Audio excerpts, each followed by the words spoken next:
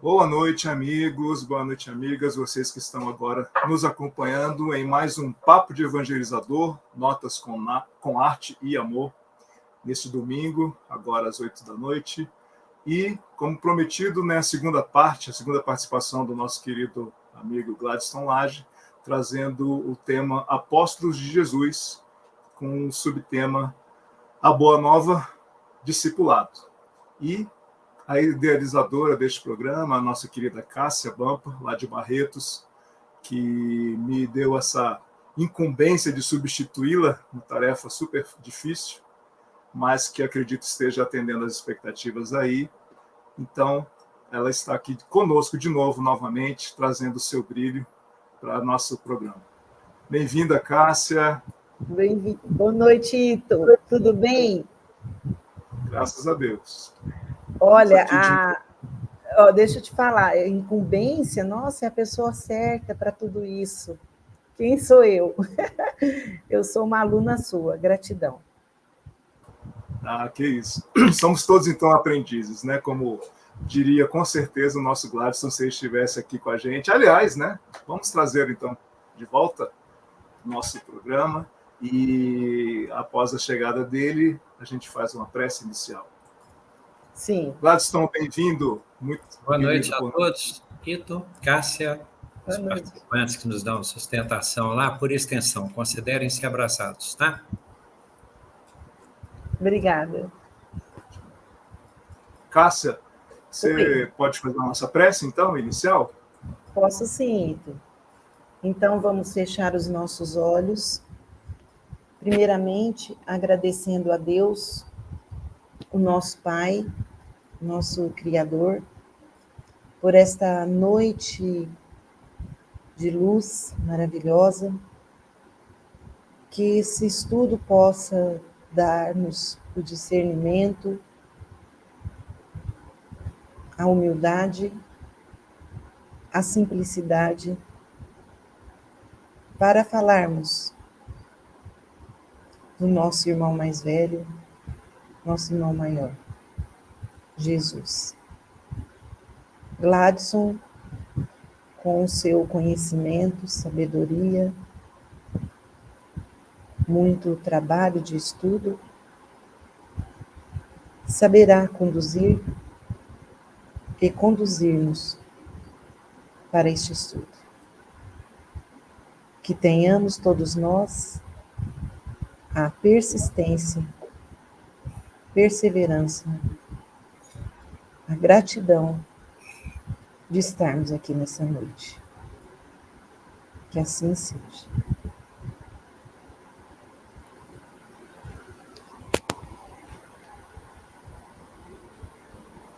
Que assim seja. Gladstone, então, agradecendo mais uma vez a sua presença, a gente traz aqui, conforme o seu pedido, né, o título A Boa Nova, Discipulado, e hoje nós somos todos apóstolos do Gladstone nas suas palavras. Tá? Obrigado, e a palavra é sua. Pois bem. Boa noite a todos e todas, irmãs e irmãos, nosso agradecimento pela oportunidade. Comento que eu sou otimista, né? Quando Jesus disse que a quem muito é dado, muito será cobrado, isso não é motivo de pessimismo, significa que ele aduba nossa árvore de maneira que ela possa dar mais frutos, é de onde se pode esperar. Não acredito que nós nos arrependeremos desta hora. Eu acredito que esta hora, de certo modo, é uma flor que nós plantamos no nosso caminho espiritual, um perfume que depois estará no nosso caminho, no mundo maior.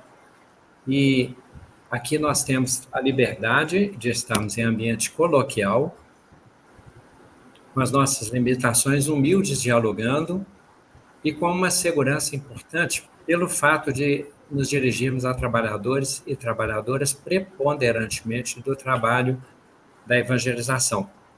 Então, o nosso, palavrinha complexa é viés, né? A nossa proposta a nossa metodologia da noite, né, consistirá em uma linguagem de pedagogia e nos direcionando muito particularmente esse segmento das pessoas que pregam, que divulgam, que ensinam o Evangelho. Tá? Então, é com essa liberdade que eu vou imaginar a acolhida e que vocês nos concedam esta permissão. Bem, primeiramente a questão do título, né? Na semana passada, para nós fazermos relação, nós dizíamos que o Messias ele era esperado e dentro do ideário, do imaginário popular, imaginava-se que Jesus viria de uma maneira bem diferente, como se fosse o grande rei, o grande profeta, um subjugador, alguém fosse afirmar a condição do povo escolhido de Israel e que talvez, conforme na linguagem de João Batista, né, raça de víboras, quem vos ensinou a fugir da fúria que há de vir, imaginando que Jesus viria com um rompante e ele vem naquela singeleza da manjedoura, no ambiente de Nazaré, na pureza de Maria, na correção discreta de José. Semana passada nem falando dentre os chamados, mas José é importantíssimo se fosse pensar, porque imaginemos, ele tinha Maria como prometida, a razão da felicidade da vida dele, e ele fica sabendo da gravidez dela segundo o texto, né? E o que ele faz? Ele a denuncia publicamente, sabendo que ela seria, na hipótese de ter adulterado, apedrejada. José decide desistir de Maria em segredo, portanto, amá-la. Então, José também faltou na vez passada, fica o registro, tá? Muito legítimo. Bem, aí vem o Messias, chegamos ao momento em que os discípulos de João Batista se sentiam órfãos, foram confiados a Jesus. Então, João Batista diminuir para que Jesus crescesse e depois daquele impacto, né, da chegada de Jesus e da definição do grupo de seguidores mais próximos, aí nós temos o segundo momento de estudo, que é o plano educacional revelador de Jesus. O título, então, Boa Nova, significa que, claro, não é a lei do ponto de vista do cumprimento ortodoxo, da maneira toda como estava tradicionalmente entendida, porque houve muitas distorções, conforme dissemos na semana passada, quando nós escrevemos, tem uma categoria na universidade que estuda a análise do discurso.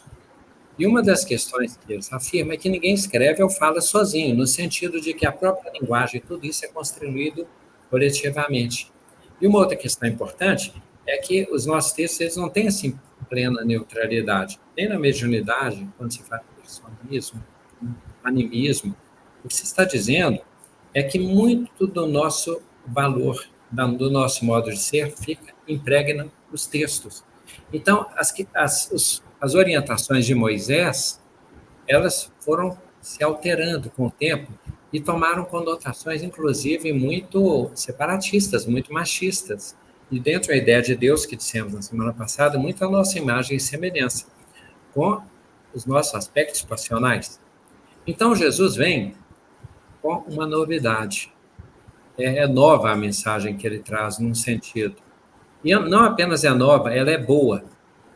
Então, ele está dizendo o seguinte, de certo modo, a vinda de Jesus, que os anjos cantam, recebem coro lá, né, que homenageiam lá na gruta, aliás, na manjedoura, na estrebaria, eles anunciam como uma boa nova, como razão de alegria, como um aleluia, como cumprimento da promessa.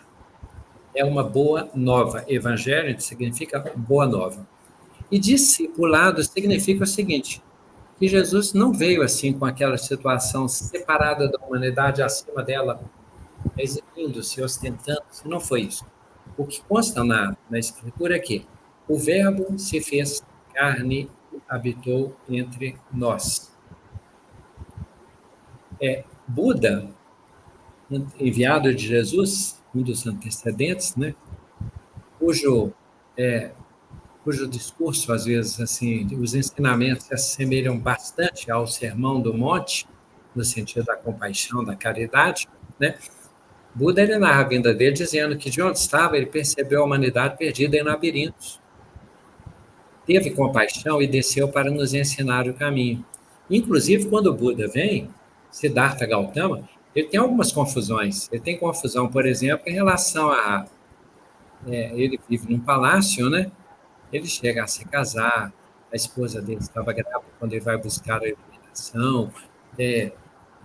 Teve aquele momento assim humano de ele fazer uma imersão e depois buscar a iluminação, a missão a que se destinava. No caso de Jesus, nós percebemos diferença tanto no sentido dessa lucidez quanto no sentido da culminância dos seus ensinamentos na cruz, mas chegaremos lá. Quando Jesus vem intervir na manjedoura, e nós nos surpreendemos com praticamente o único relato, né, dos textos oficializados da vida de Jesus. A vida pública dele aparece lá com 30 anos. Mas com 12 anos, um episódio muito marcante é que Jesus se distancia de Maria e José, sai de casa, se surpreendem, que onde que está o menino? Puxa, imaginemos, eles já tinham trauma de que Herodes tentou perseguir para matar a criança. Eles sabiam que era um Salvador que estava com ele. Segundo a profecia lá do Simeão, né, que estava na beirada do templo e fala, fala para Deus, né? O Senhor agora pode levar o teu servo, porque cumpriste o que me prometeste, que eu não morreria sem que os meus olhos vissem o Salvador. E diz para Maria, uma espada trespassará o teu coração. Nesse ambiente de desespero de Maria, de cumprir a missão, de cuidar do menino e de saber que ele foi perseguido por Herodes, Maria e José tiveram que se refugiar no Egito, o menino desaparece. E onde que eles vão encontrá-lo? Eles o encontram conversando com os doutores da lei.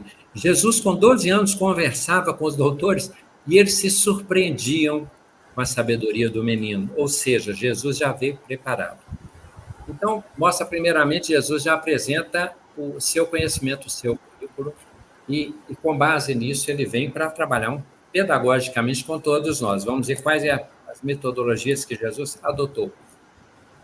A princípio ele tranquiliza, ele traz a boa nova, mas ele avisa o seguinte, eu não vim destruir a lei, eu vim dar-lhe cumprimento.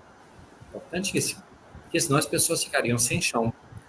Não significa que pelo fato de haver deturpação, desvios, exageros, contaminações, que a essência da lei não fosse divina, da revelação. Estava prevista a vinda do Messias, e quando aqueles companheiros, para quem não conhece, é um outro tema, né? Exilados de capela, tem aquele povo que guarda a fé na existência de Deus e que é um só Deus. E com base nisso, eles seriam mais ou menos assim, o ninho, né? O berço de onde Jesus, no caso, encontraria ambiente para se manifestar em nosso meio. Quando Jesus ele não vem negando a lei, ele se refere à lei, aos profetas, com muito respeito, e avisa, eu não vim destruir a lei, eu vim lhe dar cumprimento. Então, ele está dizendo que a lei, no sentido divino, precisava ser mais esclarecida e mais praticada. Do ponto de vista do currículo, então, Jesus tinha desafio, porque ele encontra nós, né? Ele nos encontra a todos de maneira muito confusa, muita mistura de poderes terrenos, de leis humanas e sociais que se distinguem das divinas e naturais. Leis divinas e naturais são imutáveis quanto o próprio Deus. As leis humanas ou sociais, elas são às vezes contraditórias, elas às vezes recrudescem, endurecem, pioram, elas decretam às vezes insanidades, absurdos, separatismos, supremacia, desamor. Bem, nós veremos exemplo disso. Jesus, então, vem com essa proposta. Ele tem um currículo, ele vem como o mestre, né? e ele escolhe os que seriam os primeiros formandos, né? Tanto é que no momento lá ele diz assim: eu não vos escolhi os 12. Havia, como já acho que dissemos, não havia apenas os 12, e nem, pois, se a gente for pensar assim, multiplicaram-se, naquela multiplicação dos pães, foram mais de 5.000 homens, sem contar mulheres e crianças. É um detalhe estranho do texto, né? Do estilo de época. Então, nesse sentido, Jesus tinha muitos. Quando ele envia 2 a 2, 12, depois havia 72 discípulos, Pentecostes, veremos, havia milhares de pessoas, né? As turmas eram muitas, o Sermão do Monte eram muitos.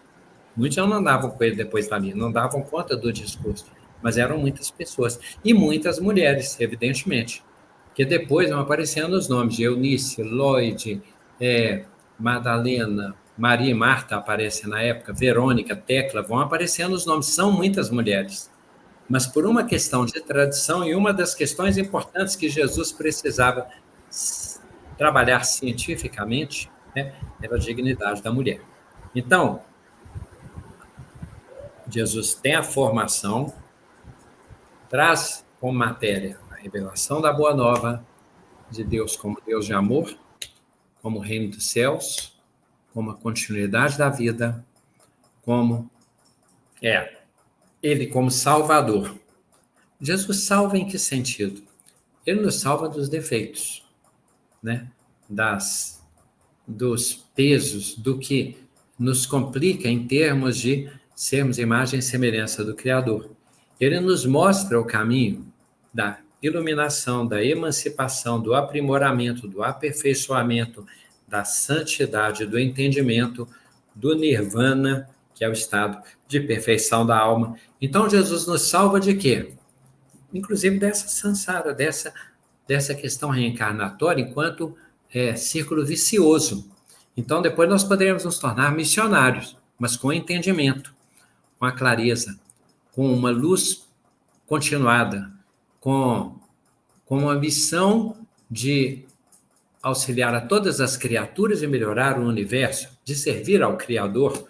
Então, Jesus como Salvador, ele não nos salva no nosso lugar, da nossa família, da nossa profissão, da nossa doença. Tudo isso incidentalmente pode acontecer, mas no sentido geral, quando a gente fala em qualidade de vida, o que Jesus traz, né, é muito mais profundo. É a salvação, a libertação definitiva. Imaginemos Sócrates, né? Sócrates preso lá, e o carcereiro fala assim: se eu quiser, eu posso libertar você. E Sócrates diz: como podes tu me libertar se os meus escravos são os teus senhores? E Sócrates está dizendo o seguinte: eu não estou preso, você é que está. Tudo aquilo que eu venci domina você, as vicissitudes, né? Sócrates, quando bebe cicuta, o veneno, os apóstolos dele lamentavam, ele vai orientando, ele fala: isso aqui não é Sócrates, isso aqui não é Sócrates. E ele vai morrendo aos poucos, fisicamente, e dizendo para eles que ele não estava morrendo. Sócrates, tá? Então, Jesus nos liberta de entendimentos complicados, de amarras difíceis, de pesos. Gente, no Antigo Testamento, o pai de Tobias foi recriminado porque ele se compadeceu de alguém que morreu no dia de sábado, e aí vem um dos ensinamentos de Jesus, inaugurando o nosso matéria curricular, né? O pai de Tobias, ele enterra um companheiro que havia falecido em dia de sábado. Poxa, com aquele incômodo, né? O cadáver lá e tal, ele pega e resolve sepultar dignamente. E aí, um pombo defeca. E os olhos... e o pai de Tobias fica cego, temporariamente. Depois vem a cura por um processo que não vai dar tempo de contar, mas que é muito interessante. Um anjo, um espírito, né, mentor, guia espiritual, se materializa, caminha com o filho dele, Tobias, e no caminho pega os materiais que ele precisaria para, na volta, curar o pai de Tobias. Puxa vida, as pessoas na época achavam que seria um absurdo, no sábado, praticar a caridade de sepultar o corpo, porque era sábado. Então, Jesus, ele usa qual metodologia? Isso é importante, material concreto. Quando a gente vai fazer evangelização, e quem ensina matemática aqui sabe que a gente usa, assim, coisas para contar, para agrupar, para dividir, para somar, para multiplicar, e depois a gente parte do concreto para o abstrato. Não é assim que nós fazemos? Usar materiais, né? Bonecos, papéis, representações. A gente usa isto com Francisco de Assis, quando teve a ideia do presépio, né? Então, nós usamos isso para que a ideia se fixe. É do material para o espiritual. O Livro dos Espíritos fez isso conosco. Começou pelas mesas girantes, batendo lá. Começa pelas mesas girantes, materiais, e depois vai se tornando espiritual, né? Aí já Kardec deduz, olha, a mesa não tem músculo para bater. Isso mesmo. E não tem cérebro para responder, não. Então, não é a mesa que está respondendo, exatamente. Então, o que está respondendo? Um espírito. O que é o espírito? Os seres inteligentes que habitam o universo. De onde vem o espírito? São criados por Deus. O que é Deus? Deus é a inteligência suprema, causa primária de todas as coisas. Olha só, começou pelo material. Para quem conhece o Livro dos Espíritos, lembremos. Começa, primeira parte, causas primárias, materiais. Segunda parte, do mundo dos espíritos. Uma novidade, como se dá essa relação mesas girantes e espírito. Depois, das leis morais, abstração.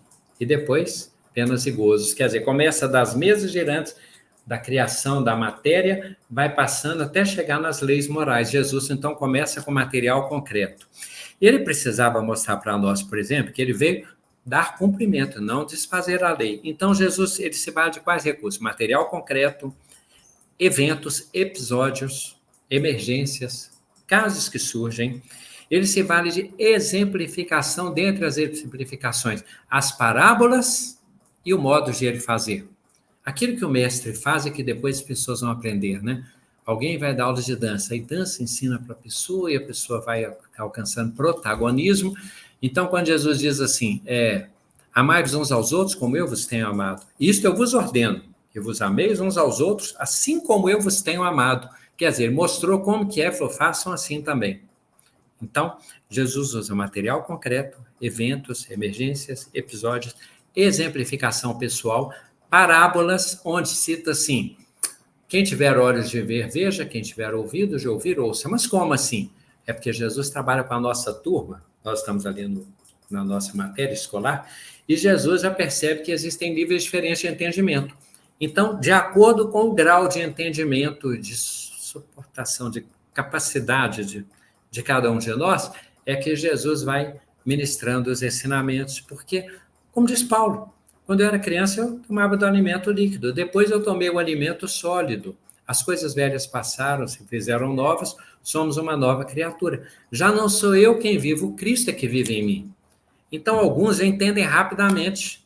Gamaliel, que nem esteve diretamente com Jesus. Estevão, que nem esteve fisicamente com Jesus. Eles entenderam rapidamente o sentido que, às vezes, os próprios discípulos de Jesus estavam em Jerusalém não entendiam tanto. Conceitualmente, tá? Discípulo é uma primeira etapa. E depois nós chegamos à condição de apóstolos. Primeiro os discípulos, aprendizes de Jesus. Depois o livro, depois dos Mateus, Marcos, Lucas e João, o livro Atos dos Apóstolos, que é o de que trata o magistral, magnífico, clássico, Paulo e Estevão.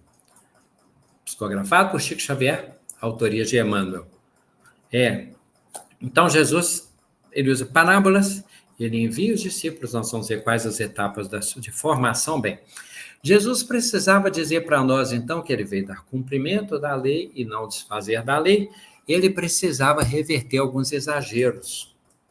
A questão do sábado. Então, Jesus, primeiro, ele dá uma aula concreta, né?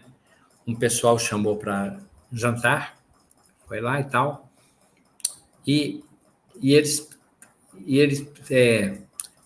desafiado, né, a curar alguém num dia de sábado.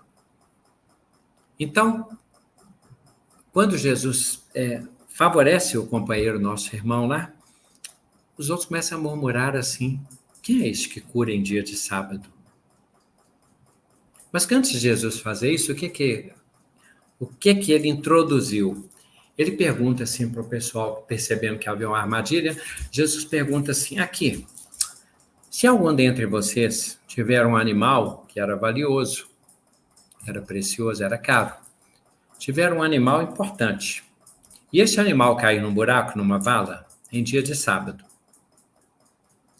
Vocês se apressam a socorrê-lo ou vocês o abandonam e deixam para o dia seguinte? Ele sabia disso, é claro que ele sabia que alguns já tinham feito isso.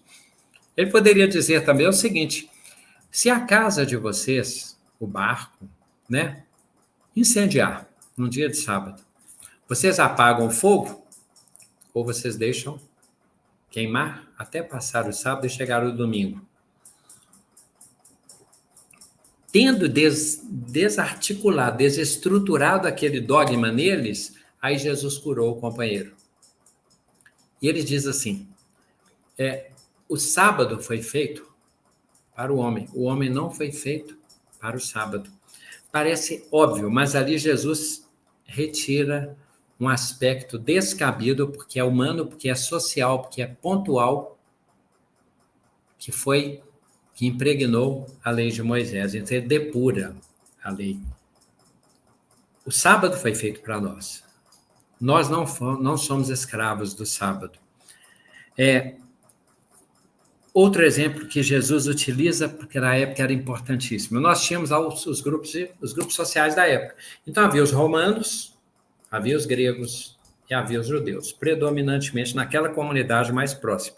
Longe dali havia, naturalmente, os outros grupos que se consideravam, que às vezes eles até consideravam dissidentes e tal. Mas, neste ambiente em que os romanos prevaleciam, os gregos eram escravizados, mas eram tipos de escravos esclarecidos, formados, com muita produção científica, filosófica, de ciências políticas. Então, os gregos eram como se fossem escravos mais ilustrados. E os judeus, do modo, ou dos que eram mais ricos, né, funcionários, às vezes, públicos, em nome dos romanos lá, os publicanos, os funcionários menores, os coletores de impostos e tal, e aqueles ofícios de época, pescadores, pastores, artesãos. Então, havia aqueles ofícios. O que é que Jesus faz? Ele usa muito a linguagem própria, agricultores. Então, Jesus usa muito aquela linguagem, de novo, a sugestão para a nossa metodologia de evangelização. Jesus se refere ao grão de trigo, ao grão de mostarda, ao fermento, ao sal, à luz, à pesca. Como dissemos, ele vira para os discípulos, né, e fala assim, venham, sigam. Nós somos pescadores, eu venham, e eu farei de vocês pescadores de homens, pescadores de almas. Quando Jesus se refere à agricultura, ele fala, por exemplo, a parábola do trigo e do joio. Ele comenta o grão de mostarda, as hortaliças. Então, ele faz essa referência, que é o que se chama de material concreto, e uma questão também que se chama tema gerador. Nós pegamos um tema e desenvolvemos outros que a gente chama de temas transversais. O que é isso? Um tema que leva a vários outros assuntos, numa roda de conversa, por exemplo. Então, Jesus também fez isso. Como havia um ambiente, então, em que parecia, para os romanos, não havia maior do que os Césares, né? Os imperadores, por imposição, por exigência, por força do exército, por dogmas, por separatismos, por vários fatores, decretos. Então, é como se eles fossem maiores. E, às vezes, a ascensão social significa, por exemplo, ser cidadão romano de nascimento, como Paulo era, e alguns até compravam títulos de cidadania romana. Então, é como se tivesse melhorado, chegado ao topo da pirâmide, se ele conseguisse um título de cidadania romana. E, às vezes, se considerava que era de acordo com o ofício, o posto ou a riqueza que se definia os maiores e os menores. Mas Jesus fala umas questões. Chega um ponto em que ele fala assim, graças te dou, Pai, porque ocultaste essas coisas dos doutos e revelaste-as aos pequeninos. E aí é complexo, porque Jesus fala com os pequeninos, como ele está falando da boa nova, né? Quando eles falam em termos de grandeza, aquilo estava tão presente no ideário daqueles companheiros que leram tantas escrituras, que ele dizia assim, acaso tu és maior do que o nosso pai Abraão, maior. Jesus chega a dizer para eles assim, olha, em verdade eu vos digo, antes que Abraão fosse, eu sou. E Abraão viu o meu dia e exultou. Tá, mas eles dizem, acaso tu és maior do que o nosso pai Abraão? Então Jesus precisava retrabalhar essa grandeza. Aí ele faz uma inversão. Paulo de Tarso chega a falar para nós que quando nós estamos aqui, nós nos confundimos. Nós achamos, por exemplo, nós vemos as coisas como se fosse no espelho, como se tudo fosse invertido, trocado, como se a matéria fosse realidade, como se a beleza, a fama, a glória, o poder, a riqueza é que determinasse a nossa grandeza no mundo. Mas aí Jesus diz assim para nós, o maior seja o menor de todos. O maior seja o menor de todos. Gente, isso é tão complexo, porque olha só, era tanta mania de grandeza, que quando Nicodemos procurou Jesus na época, para tentar entender essa questão de renovação, questão filosófica, Jesus fala para Nicodemos assim, não vos surpreendais se eu vos dizer, não te surpreendas se eu te disser que a ti é necessário nascer de novo. Como que Nicodemos entendeu isso, gente? Falou assim, mas como que é possível eu, adulto, entrar de novo no ventre da minha mãe? Quer dizer, não cabe. Jesus fala assim, és mestre em Israel e não entendes essas coisas? Olha só, Jesus usou uma referência de nascer de novo, que poderia ser tanto pela renovação do Espírito, quanto a questão como Paulo de Tarso, as coisas se fizeram novas, somos uma nova criatura, quanto poderia ser pelo aspecto reencarnacionista. Não vos surpreendais se eu vos disser que a vós é necessário nascer de novo. A ele não, a nós sim, né? Jesus pode fazer isso, mas ele não tem essa obrigação, né? Esse aspecto kármico. Então, Nicodemos pensa a coisa materialmente. Para Jesus explicar que o maior e o menor no sentido moral e evolutivo a que está se referindo, ele diz o seguinte, seja o maior de todos e o menor de todos. E ele diz também assim, muitos dos primeiros serão os últimos, e muitos dos últimos serão os primeiros. Muitos dos que se humilham serão exaltados, e muitos dos que são exaltados serão humilhados. Mas ele tinha que usar material concreto. De novo, Jesus está lá como fosse uma festa, um jantar e tal. E aí Jesus, as pessoas impedem, né, que as crianças cheguem até ele. Percebendo, Jesus diz, não, deixai vir a mim os pequeninos, porque deles é o reino dos céus. Aí Jesus fala de novo com uma linguagem com significados internos. Ele fala assim, deixai vir a mim os pequeninos, porque deles é o reino dos céus. Então, o reino dos céus é das crianças, tá? Porque a gente cresce, nós não entraremos no reino dos céus. Não. Ao que se percebe, Jesus fala dos pequeninos, que são os da bem-aventurança, os humildes, os simples, os mansos, os justos, os pacificadores. Aqueles que diminuem o ego, que simplificam, que renunciam, que abdicam dos vícios, das imperfeições. Aqueles que conseguem isto, olha só, bem-aventurados os puros de coração, né? E Jesus diz, bem-aventurados, se os vossos olhos forem puros, todo o vosso corpo será luz, e os puros verão a Deus. Bem-aventurados os puros, olha só, que verão a Deus. Então, quando Jesus fala, deixai vir a mim os pequeninos, porque não deixava, só os maiores entravam. No templo só entravam os sacerdotes.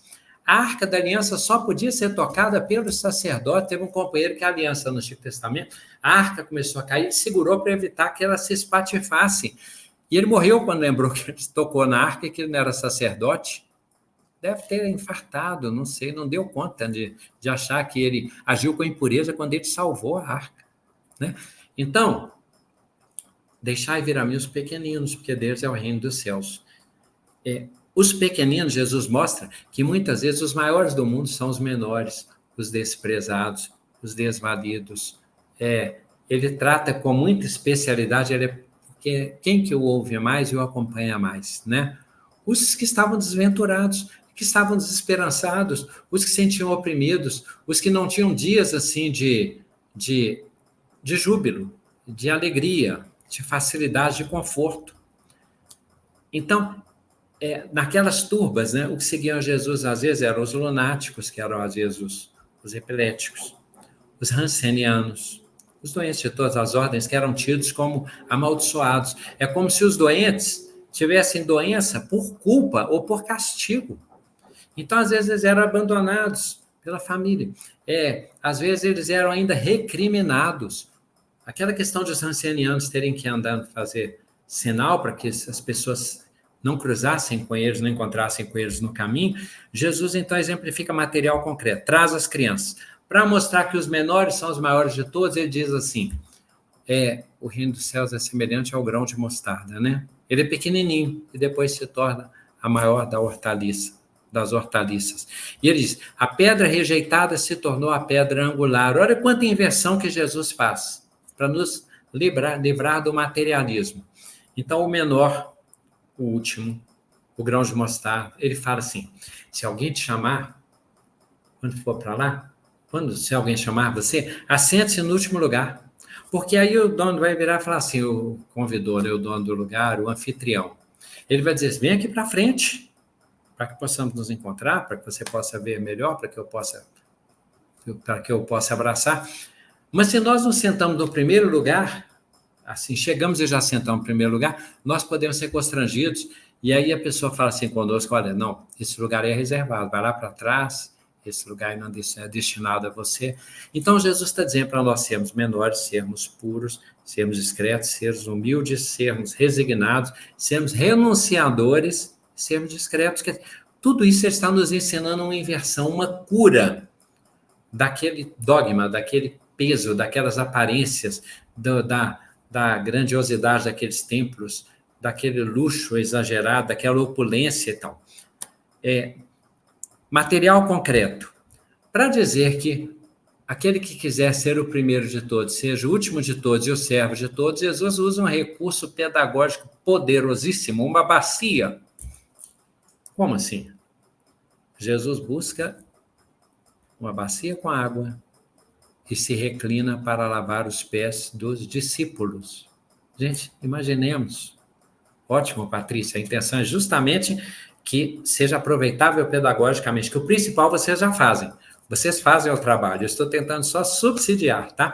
Jesus pega uma bacia com água e fala, a aula hoje vai ser sobre, concretamente, uma experiência concreta para eles guardarem de que o primeiro se faz o último de todos e o servo de todos. Quem lavava os pés dos hóspedes mais importantes, muitas vezes, eram os escravos, as anfitriãs. Então, Jesus faz o quê? Ele se faz escravo, ele se reclina. Na próxima vez, nosso estudo será sobre Pedro. Eu estou evitando pormenores nesses episódios, de Pedro, as reações, as falas, para não sermos repetitivos, que Pedro será o nosso penúltimo estudo e Paulo o último desse nosso ciclo de estudos. Mas Jesus começa a lavar os pés dos discípulos. Imaginemos essa situação. João Batista, que Jesus fala, não há um maior do que João Batista dentre os nascidos de uma mulher. É uma lâmpada que arde o tempo inteiro. João Batista diz assim, eis aquele do qual não sou digno de desatar as sandálias. Agora imaginemos o que significa para os discípulos, percebendo a grandiosidade de Jesus, transformando a água em vinho, curando um paralítico, reanimando um companheiro que parecia estar morto, uma companheira, a menina não está morta, ela apenas dorme, toma pela mão e ela melhora. Então, Jesus que cura, que multiplica pães, que transforma água em vinho, que ensina, que tem uma pureza em que eles escrevem assim. Nunca alguém falou assim. Falava e falava como quem tinha autoridade. E abrindo a boca, disse, esse Jesus se faz escravo e começa a lavar os pés sujíssimos dos discípulos. Ali ele representa que ele está limpando, né, o karma daqueles companheiros, dos caminhos por que eles passaram. Jesus não fala assim, entrando naquela cidade, se não vos receberem na condição de discípulos, saindo de lá, sacudi até o pó dos vossos pés. Ou seja, esqueça até que passaram por ali, até o pó que faz lembrar que vocês andaram por ali, vocês vão sacudir. Jesus faz o quê? Lava os pés, os caminhos por onde eles trilharam, os dogmas que eles carregaram, eu vou apagar todos. e agora o caminho vai ficar diferente para vocês, e vocês têm uma caminhada diferente e mais leve. Mais leve, Jesus diz: vinde a mim todos vós que estáis cansados e oprimidos, eu vos aliviarei. Aprendei de mim que sou manso e humilde de coração, e encontrareis descanso para as vossas almas. Ali eles se sentem leves, eles descansam, e Jesus lava os pés de cada um deles. Qual a maneira mais concreta de ensinar que o primeiro se faz o último? Teremos outro exemplo no nosso desfecho. Absurdissimamente, aquela sociedade patriarcal contaminou os textos, induziu de modo que a mulher era considerada um ser menos importante, menos valioso, menos evoluído, a tal ponto que na Idade Média, ainda bem depois, havia discussões nos sínodos da igreja, não falamos isso para despertar incômodo, ira, revolta, inconformismo, negativismo. É para nós entendermos que nós já fomos homens e mulheres, quantas vezes, e às vezes na Idade Média nós concordávamos. Havia um sínodo da igreja onde se tentava discutir: as mulheres têm alma? E na hipótese de terem almas, elas podem ser consideradas filhas de Deus? Foi o que nós fizemos, nos textos e nas escrituras. Como Jesus trabalha uma doença dogmática desta, um cancro tão complicado de julgar que isso seja determinismo divino. Jesus se vale dos eventos e das situações concretas. Uma delas, a mulher adúltera. Ela seria apedrejada. Senhor, segundo a lei, Moisés manda apedrejar. Ela foi flagrada em adultério. E vós, o que dizeis? Jesus começa a escrever na areia. A única vez em que o texto cita que Jesus escreveu, né? Jesus começa a escrever na areia para quê? Escrever na areia para em seguida apagar. Só para conversa com cada um. E o evangelista escreve assim: e foram saindo um a um, desde os mais moços até os mais velhos, desde os mais velhos até os mais moços. Parece que Jesus foi escrevendo na areia, pelo que se diz, cada pessoa com que cada um daqueles que estavam com as pedras havia adulterado. Agora, vocês estão esquecendo? Então tá, aí ele escreveu. Tanto é que o evangelista escreve assim: largando as pedras, foram saindo um a um. Quer dizer, ele foi escrevendo um nome de cada vez e cada um foi saindo. Ficou só a mulher. Aí ele pega e pergunta. Depois certamente ele tira os escritos da areia, mantém aqueles segredos que ele sabia, e pergunta a ela: mulher, ninguém te condenou? Não, Senhor, nem eu te condeno. A mulher que vai lavar os pés de Jesus, perfumar, enxugar com os cabelos, ela chega, os homens acham um absurdo, internamente dizem, segundo o texto seria Maria, mãe de Marta, e segundo, é um grupo familiar, ela deveria ser bem conhecida porque ela conseguiu entrar naquele lugar, senão ela não entraria, se ela não fosse familiarizada com aquele grupo. Ela entra, homenageia Jesus, e eles começam a recriminar. Alguém diz assim: se fosse um profeta, um grande profeta, ele saberia quem é essa que está lavando seus pés, essa pecadora. Jesus diz: mulher, os teus pecados, e eu sei que são muitos, te são perdoados. E ainda diz assim: eu entrei na tua casa, não me homenageaste, não lavaste os meus pés, não enxugaste meus pés com os cabelos. E ela fez tudo isso. Que isso seja registrado para que todos saibam do feito da homenagem que ela fez. Que o alabastro, ela diz: os pobres sempre estareis convosco, mas eu estarei convosco por quanto tempo? Então, de novo, ele dignifica a mulher. Ele dignifica a mulher quando conversa com a mulher do poço e mostra os absurdos daquela legislação. Ela chega a um ponto em que ele conversa e fala com ela: mulher, busca até o marido. Eu não tenho marido, eu tenho um, depois eu tive outro e outro. Por quê? O marido morria, o irmão poderia desposá-la, depois o outro irmão, como se fosse um objeto. E ela estava assim, sofrida com aquela rotina e buscando água. A água é aquela coisa sem cor, sem cheiro, sem sabor, insalubre, inodora, insípida, mas que ao mesmo tempo é maravilhosa. Jesus fala: você me dá água, tal. Aí ela fala assim: mas ela fala: como falas comigo se eu sendo galileu e eu samaritano? Ela se surpreende porque Jesus fala com ela e diz: eu posso lhe dar uma água que vai te dessedentar para sempre. Os discípulos chegam e se surpreendem que ele falasse com a mulher. Então Jesus fala na praça pública, permite na festa que lave os pés dele para que ela seja dignificada, aceita o alabastro e fala que ela mais homenageou. A mulher que fala para Jesus, queria que falasse com ela e tal, e ele diz assim, eu vim para os da casa de Israel e não é justo tirar o pão, né, da mesa e dar aos cachorrinhos. Aí ela diz assim, mas acaso os cães não se alimentam das migalhas que caem da mesa dos seus senhores? E Jesus destaca a grandeza da fé daquela mulher que o surpreende. Ele sabia que seria surpreendido.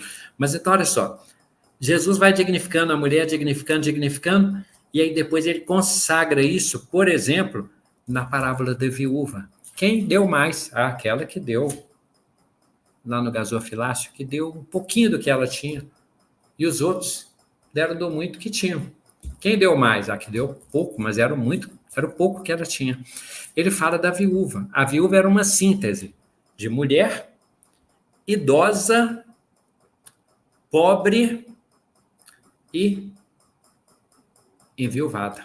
Ou seja, a síntese do que se desprezava. Porque, às vezes, as prostitutas a se referem na época de Jesus receberam o absurdo de uma carta de divórcio. Elas receberam uma demissão. Às vezes por questões forjadas pelo interesse de quem queria se desfazer delas, e ficaram sem modo de se sustentar. E não eram aceitas, às vezes, na família, para que a família não fosse amaldiçoada.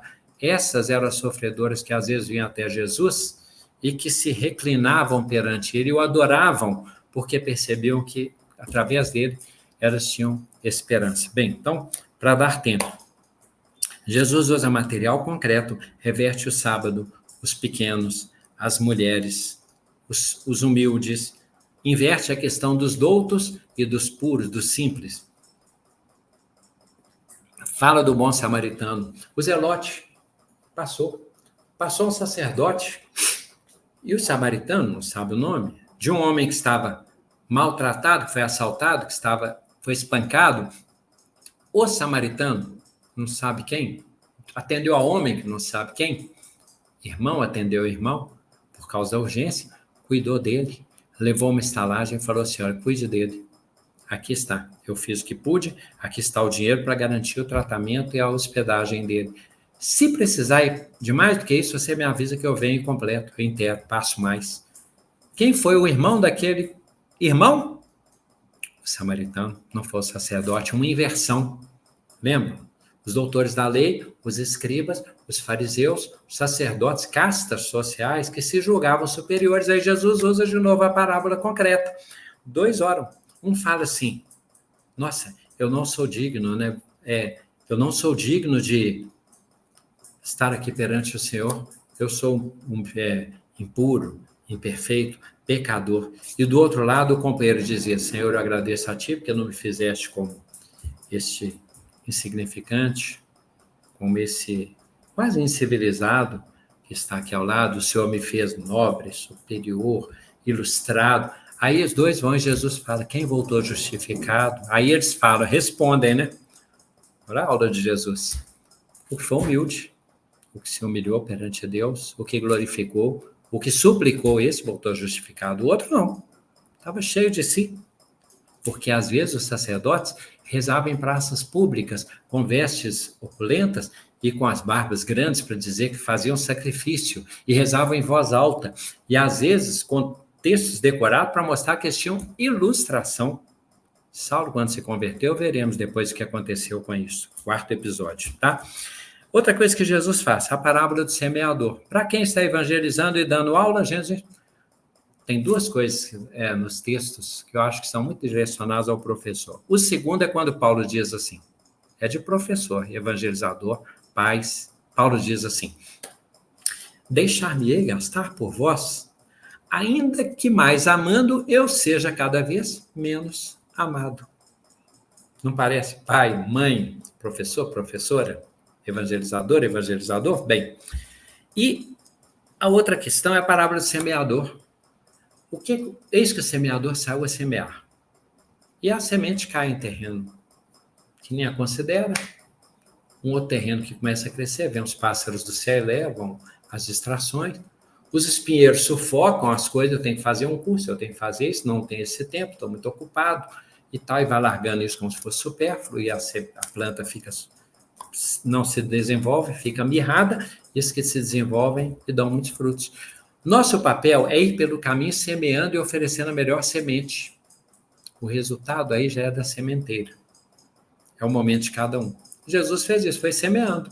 Lembra? Chama para o banquete.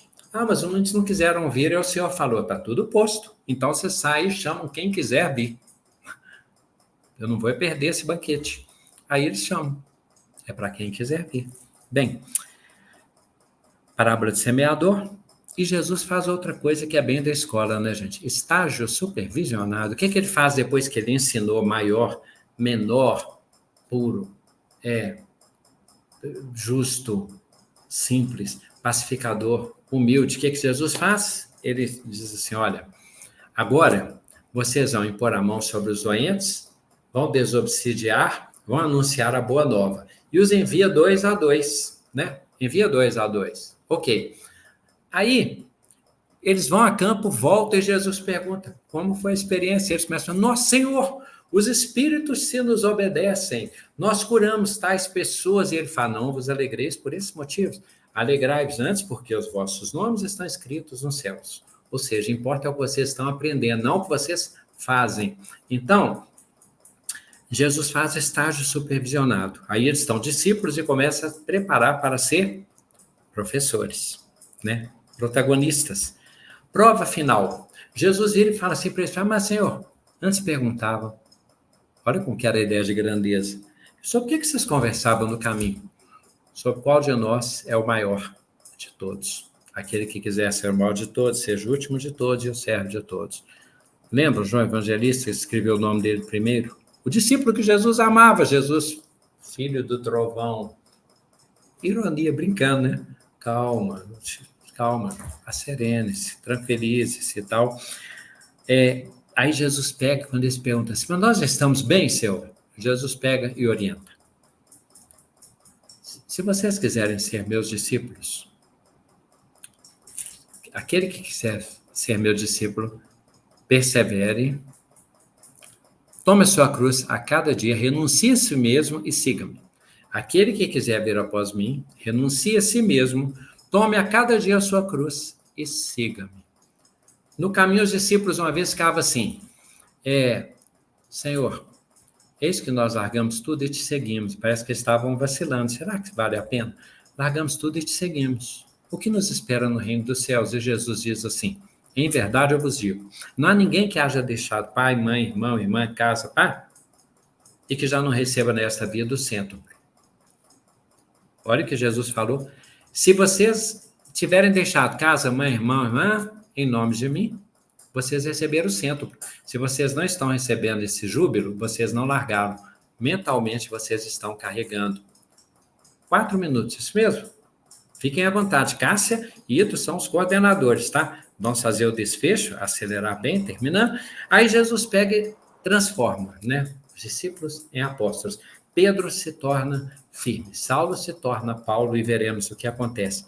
Vem o doutorado. Jesus vai fazer a defesa da tese. Como? Se o grão de trigo caindo por terra não morre, fica sozinho, mas porém se morre, produz muito fruto. Aí o maior de todos se torna o menor de todos, na morte mais ignominiosa, humilhante, desmoralizante na aparência. Paulo escreve, Cristo foi fiel até a morte e morte de cruz. Então Jesus se sacrifica, se deixa conduzir, crucificar. E na formatura dos discípulos, o que ele faz? Ele anuncia o salário, que é a salvação, tornar-se luz. Na Pentecostes, depois Jesus aparece-nos a eles, mas antes as mulheres procuram no sepulcro. Estavam tristes, discípulos de Emaús, Jesus anuncia a imortalidade, a vitória do bem, a felicidade para sempre, que todos nós herdamos. A imortalidade e a evolução. Quando as mulheres vão ao sepulcro, os anjos dizem assim, por que procurais dentre os mortos o que está vivo? Jesus diz, eis que vou preparar-vos lugar para que onde eu esteja, estejais vós também. Então Jesus anuncia o ofício, o ministério do apostolado, o salário da salvação, da emancipação, da virtude, das bem-aventuranças, e concede a formatura no Pentecostes. Em Babel, as línguas se misturaram, ninguém entendia ninguém por causa do orgulho de querer nos igualarmos a Deus. Em Pentecostes, os discípulos apóstolos começam a conversar e cada um entendia na sua própria língua. Primeiro as línguas se dividiram e em Cristo se unificaram. É um tipo de comunhão, as bem-aventuranças e, por fim, a multiplicação dos pães. O que Jesus fala? O que vocês têm? 5 pães e 2 peixes. Dá-lhes voz de comer, mas só temos isso, Senhor. São milhares, estão com fome, vamos expedi-los. Dá-lhes voz de comer. Eles deram os pães, parecia pouco, o pão não acabava, se multiplicava, todos se alimentaram e sobraram muitos cestos. Nós vamos evangelizar com o pouco que temos, Jesus vai multiplicar.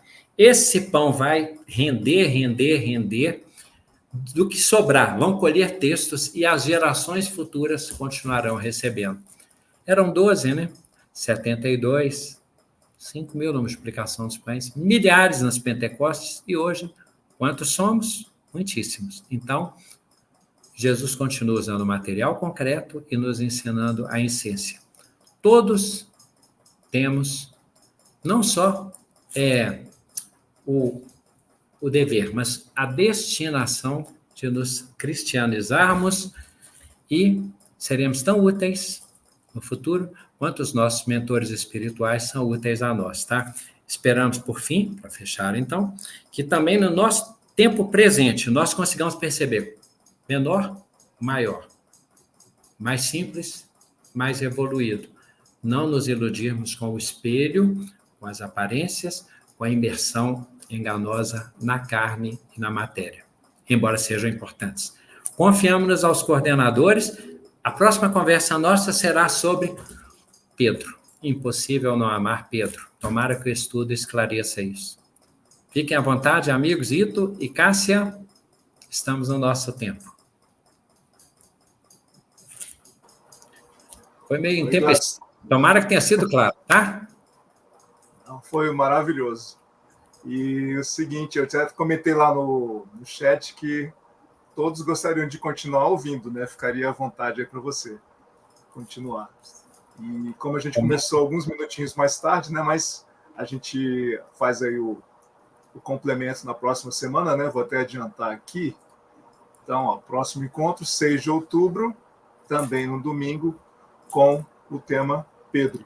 Né? Acredito que vai atrair também bastante atenção do nosso público aqui, que a gente agradece pela presença de todos que estão conosco até agora, né? A Maura, a Márcia, a Leandro, a Jaque, enfim, todos que puderam estar conosco até agora, né? E agradecer também a Cássia, né, a idealizadora desta atividade, que eu só tenho gratidão e aprendizado com ela.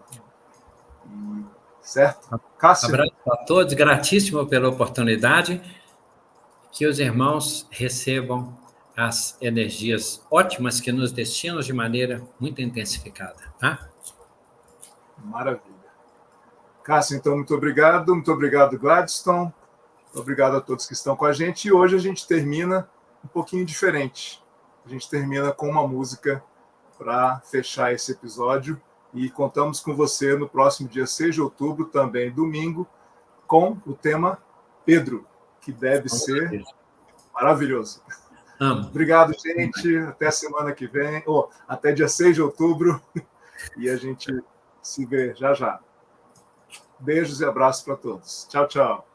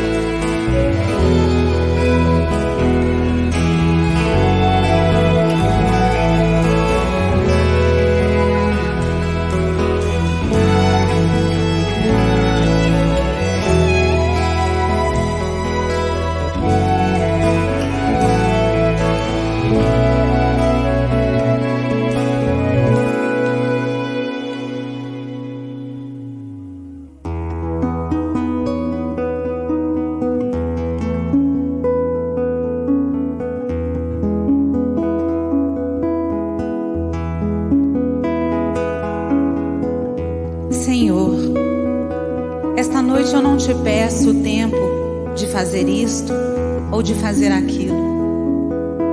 Apenas te peço a graça de fazer conscienciosamente o que queres que eu faça.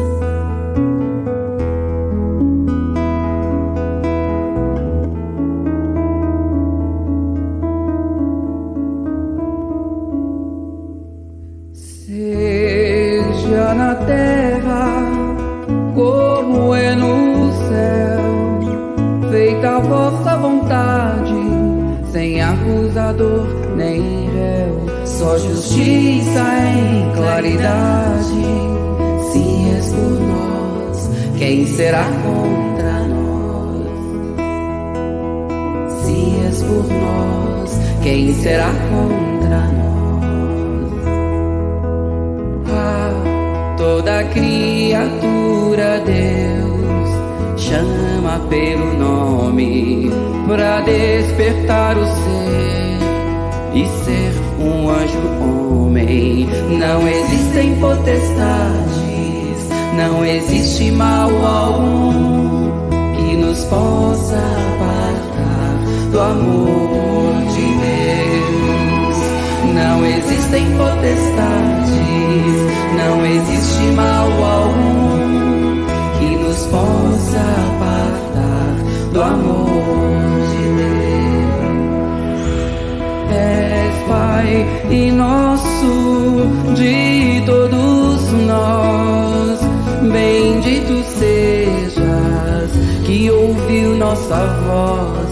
Hosana, aleluia. Assim seja. Amém.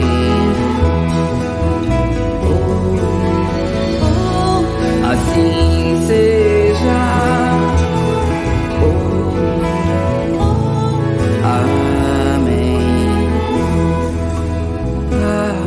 Toda criatura Deus chama pelo nome pra despertar o ser e ser um anjo homem. Não existem potestades, não existe mal algum que nos possa apartar do amor de Deus. Não existem potestades, não existe mal algum que nos possa apartar do amor de Deus. És Pai e nosso de todos nós, bendito sejas que ouviu nossa voz. Hosana, aleluia.